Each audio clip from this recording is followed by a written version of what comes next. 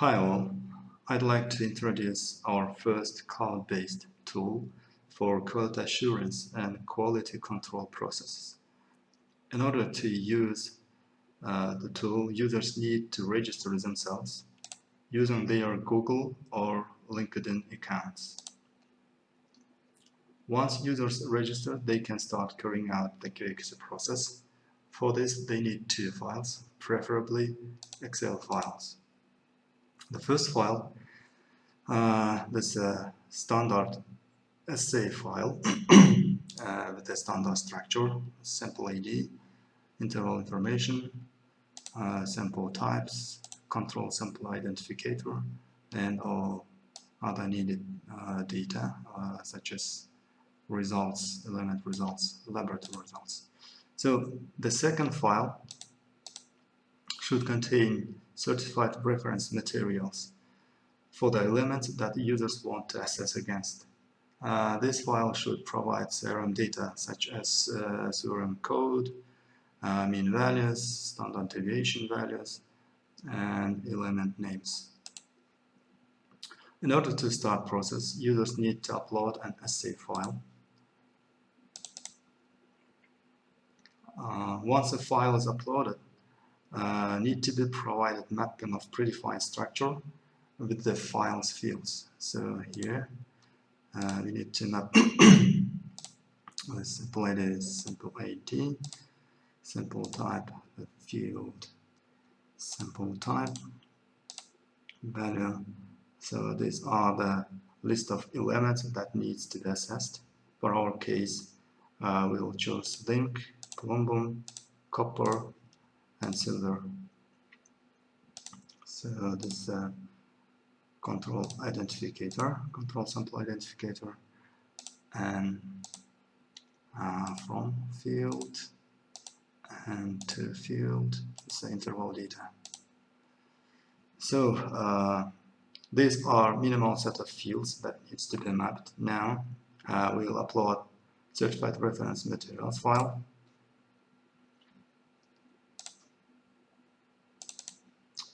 File is uploaded. I also need to be done mapping of the fields. Okay, the standard CRM value is mapped to mean, deviation, standard deviation, and this one is element names. Now we'll save this info into CRM template. Okay, and go back to the previous page and choose from this list standard template that just be saved. So this CRM template file is created, and once it's created, it can be used later for all these type of assessments. So we'll complete the mapping of the files fields. Now going to the next page, and here we'll configure the settings that will be used to create control charts. So these values are for hard plot. This one is for percentage of a deviation scatter plot, and this expected default values for blanks. For our case, let's set this scattering deviation to 10. And here we need to set expected values for blanks. For silver, we'll put 1. For copper, 0.001. For plumbum, 0.001. And for zinc, 0.002. Okay, now this control set of samples uploaded from our assay data, assay file. For our case, we'll choose all the data that were uploaded, but if some users want to filter out some sort of some set of samples, they can use this filtering tools. They can just filter out by typing some data here. Okay, for our case, we'll use all data that we uploaded. Now, this is sample types mapping. This list were generated from this field.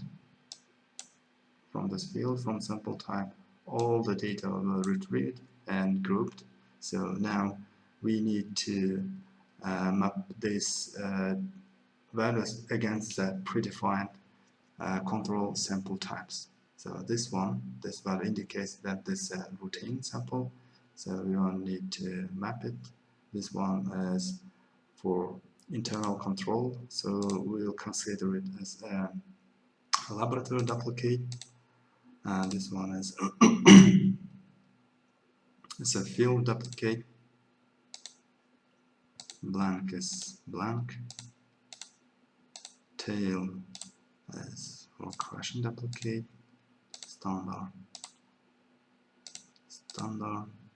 And you can notice here, right, there's a called duplicate and called duplicate. There was a tuple, but we know that this also stands for field duplicate. And this one is, there was tail, and here it's tails, but it's also question duplicate, and standard is standard. So now we need to carry on processing. For this, we'll click on this show results. So this form shows the errors encountered while mapping data. Later we will need to check them and validate. Okay, the process is done. In the generated result, all data is grouped by elements that were selected for assessment. That's for silver, for copper, plumbum, and zinc. And were generated all control charts, all type of control chart. This for charts for blank, charts for hard plot, and scatter plot for all type of duplicates. And there's a Shubhart control chart for standards. And hovering over the point, we can see some details of that point. Okay, now we can all the generated result can be saved as an Excel file.